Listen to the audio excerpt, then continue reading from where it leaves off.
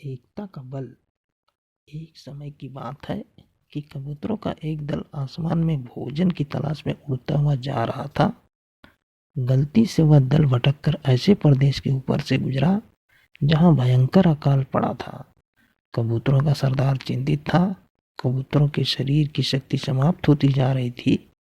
शीघ्र ही कुछ दाना मिलना जरूरी था। दल का युवा कबूतर सबसे नीचे उड़ रहा था। भोजन नजर आने पर उसे ही बाकी दल को सूचित करना था। बहुत समय उड़ने के बाद कहीं एक सूखाग्रस्त क्षेत्र से बाहर आया। नीचे हरियाली नजर आने लगी तो भोजन मिलने की उम्मीद बनी। युवा कबूतर और नीचे उड़ान भरने लगा। तभी उसने नीचे खेत में बहुत सारा अन्न बिखरा नजर आया। चाचा, नीचे एक खेत में बहुत सारा दाना बिखरा पड़ा है, हम सबका पेट भर जाएगा। सरदार ने सूचना पाते ही कबूतरों को नीचे उतरकर खेत में बिखरा दाना चुगने का आदेश दे दिया। सारा दल नीचे उतरा और दाना चुनने लगा। वास्तव में वह दाना पक्षी पकड़ने वाले एक बहेलिये ने बिखेर रखा था।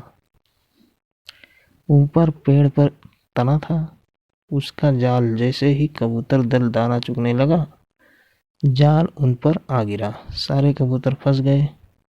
कबूतरों के सरदार ने माथा पीटा, ओह, यह तो हमें फंसाने के लिए फैलाया गया जाल था। भूख ने मेरी अक्ल पर पर्दा डाल दिया था। मुझे सोचना चाहिए था कि इतना अन्न बिखरा होने का कोई मतलब है। यह पछताए होत क्या, अब चिड़िया चुग गई खेत। एक कबूतर रोने लगा, हम सब मारे जाएंगे। बाकी कबूतर तो हिम्मत हार बैठे थे, पर सरदार गहरी सोच में डूबा था।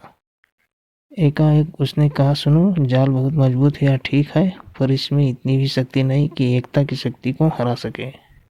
हम अपनी सारी शक्ति को जोड़े तो मौत के मुंह में जाने से बच सकते हैं। युवा कबूतर फड़फड़ाया, चाचा, साफ साफ बताओ, तुम कहना क्या चाहते हो। जाल ने हमें तोड़ रखा है, शक्ति कैसे जोड़े।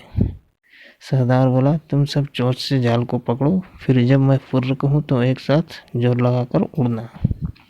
सबने ऐसा ही किया। तभी जाल बिछाने वाला बहेलिया आता नजर आया। जाल में कबूतर को फंसा देख उसकी आंखें चमकी। हाथ में पकड़ा डंडा उसने मजबूती से पकड़ा। वह जाल की ओर दौड़ा। बहेलिया जाल से कुछ ही दूर था कि कबूतरों का सरदार बोला, फुर्र। सारे कबूतर एक साथ जोर लगाकर उड़े तो पूरा जाल हवा में ऊपर उठा और सारे कबूतर जाल को लेकर ही उड़ने लगे। कबूतरों को जाल सहित उड़ते देखकर बहेलिया अवाक रह गया। कुछ संभला तो जाल के पीछे दौड़ने लगा। कबूतर सरदार ने बहेलिये को नीचे जाल के पीछे दौड़ते पाया तो उसका इरादा समझ गया। सरदार भी जानता था कि अधिक देर तक कबूतर दल के लिए जाल सहित उड़ते रहना संभव न होगा, पर सरदार के पास इसका उपाय था। निकट ही एक पहाड़ी पर बिल बनाकर उसका एक चूहा मित्र रहता था। सरदार ने कबूतरों को तेजी से उस पहाड़ी की ओर उड़ने का आदेश दिया। पहाड़ी पर पहुंचते ही सरदार का संकेत पाकर जाल समेत कबूतर चूहे के बिल के निकट उतरे। सरदार ने मित्र चूहे को आवाज दी। सरदार ने संक्षेप में चूहे को सारी घटना बताई और जाल काटकर उन्हें आजाद करने के लिए कहा। कुछ ही देर में चूहे ने वह जाल काट दिया। सरदार ने अपने मित्र चूहे को धन्यवाद दिया और सारा कबूतर दल आकाश की ओर आजादी की उड़ान भरने लगा।